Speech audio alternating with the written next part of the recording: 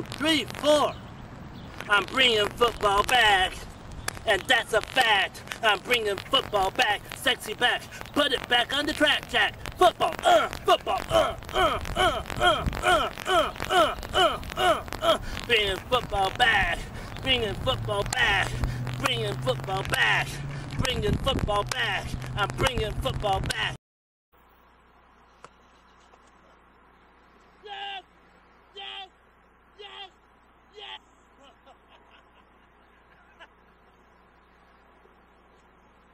Welcome to the football show on the Donniesport 17 network on YouTube.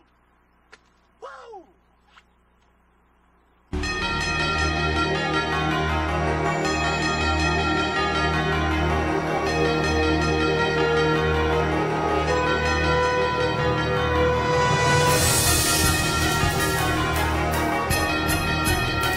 Times happening in Big D. Hi, Donnie Ernick here, and welcome to the Donniesport Football Show from the Omni Hotel in Dallas, Texas. And it's the site of the 2014 Big 12 Media Day. This is where all the Big 12 schools come in. This is like I call it the ultimate college football meet and greet. Players and coaches come in and they meet up with the media and they try to pump up the season that's coming up ahead. There's a lot of big doings in the Big D and also in the Big 12. So storylines you're looking for, or how about this? It's all about the I-35 corridor. Oklahoma Sooners ended their season with a bang, beating Alabama in the Sugar Bowl. Down in Waco, they got that new stadium, the McLean Stadium, being built just in time for Baylor's 2014 games, and they're going to open it up with SMU. But the big story in the Big 12, Charlie Strong. He's the new man in Texas, and he's looking to bring the luster back to the Longhorn brand. So if you're looking for some headlines out of this, there you are. Big times coming up here in the Big 12, and we're about to get it started with the coach of Oklahoma, Bob Stoops.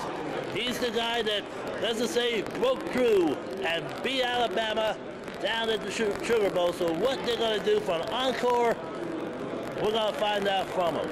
Coming up, Bob Stoops, Oklahoma Sooner football, here on the Donniesport Football Show.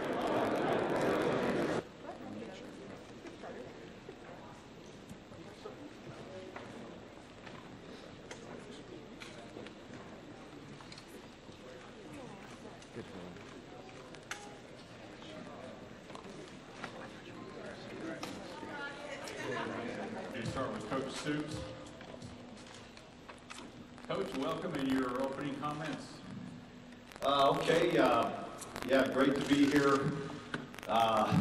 2014, starting another year here in the Big 12.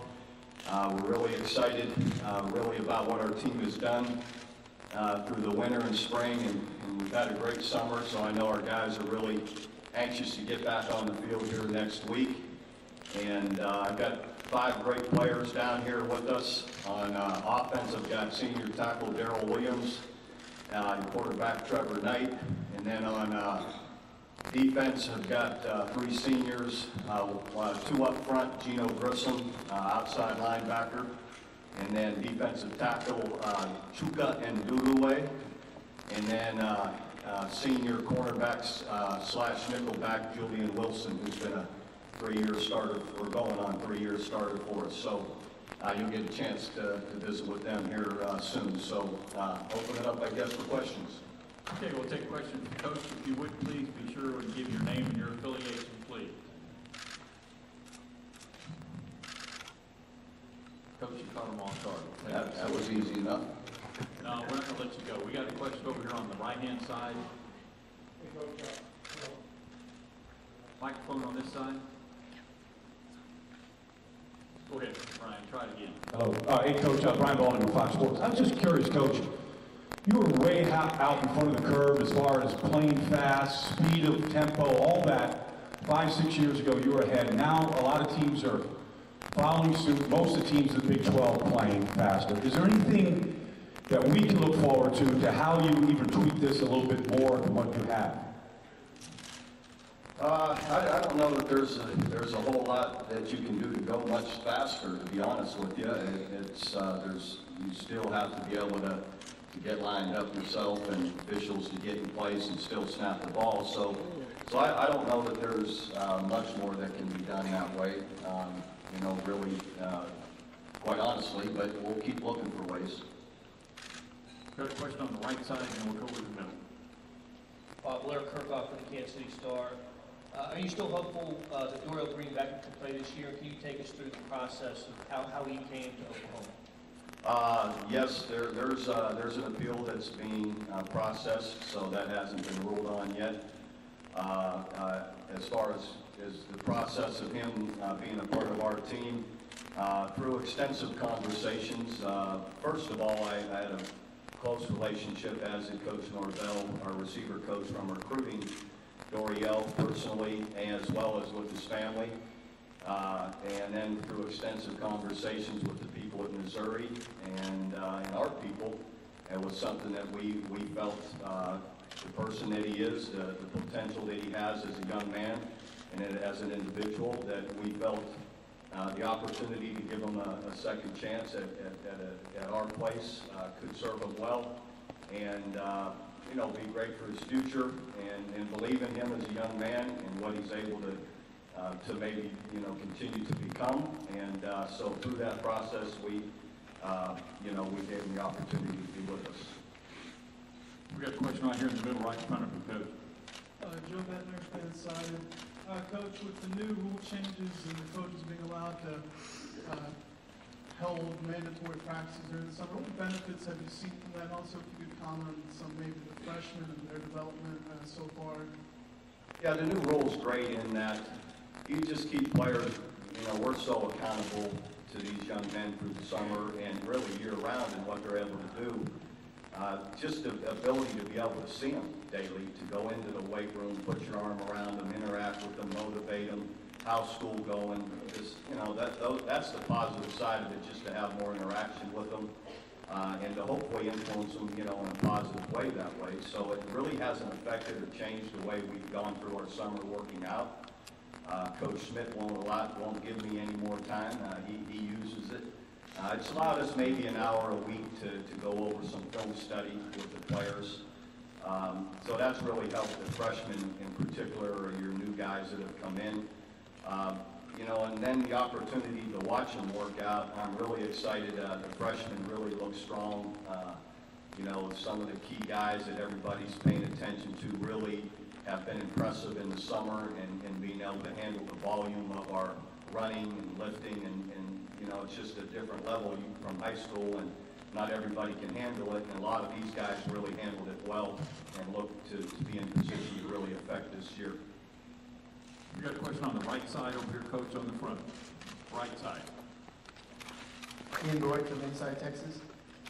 Coach, how much do you have to rework things in your coverage with Aaron Colton going to the NFL, and which defensive backs are you going to be building around this year? We won't change our coverages at all. The other guys that will be working in there, I already mentioned Julian Wilson was recruited to be a corner. Has been working out there along with a good number of other guys, Dakota Austin. You already have Zach Sanchez on the other side, Stan Vaughn Taylor, Cortez Johnson. All those guys will be battling. We really like some of our young freshmen that just got in. So there's talent there. Those guys we're just going to see who's the most consistent and making the most plays. Question on the front. Coach Tom Richardson from Orange Bloods. Charlie Strong is a new addition to the Big 12. Can you speak a little bit about your familiarity with him and what you expect him to bring to Texas? Yeah, Charlie and I have known each other for really a good number of years now, being former defensive coordinators together, and even our background back in Florida, all that together. We've had a chance through the years to get to know each other some. I think Charlie's a great coach. He's an excellent person. I've really enjoyed the times I have been around him. So I got to be careful. I can't wish him too much luck, but again, I know he'll do a great job, and he's a great coach. All the way in the rear back corner, left. Hey Bob, Jenny Carlson with the Oklahoman. Trevor got knocked out of a couple games last year.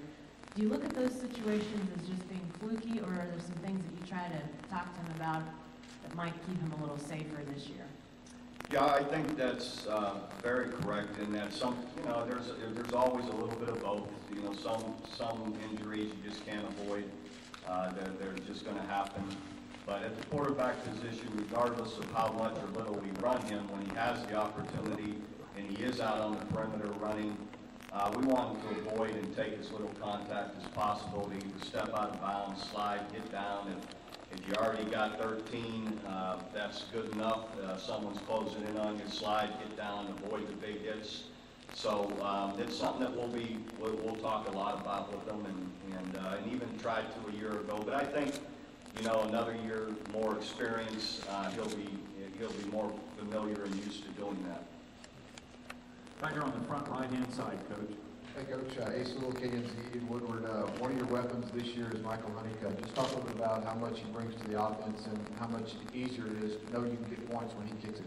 Yeah, Michael Honeycutt's a true guy that has a chance to be a first-team All-American. Definitely was within an eyelash of being that a year ago. Very consistent, very strong leg.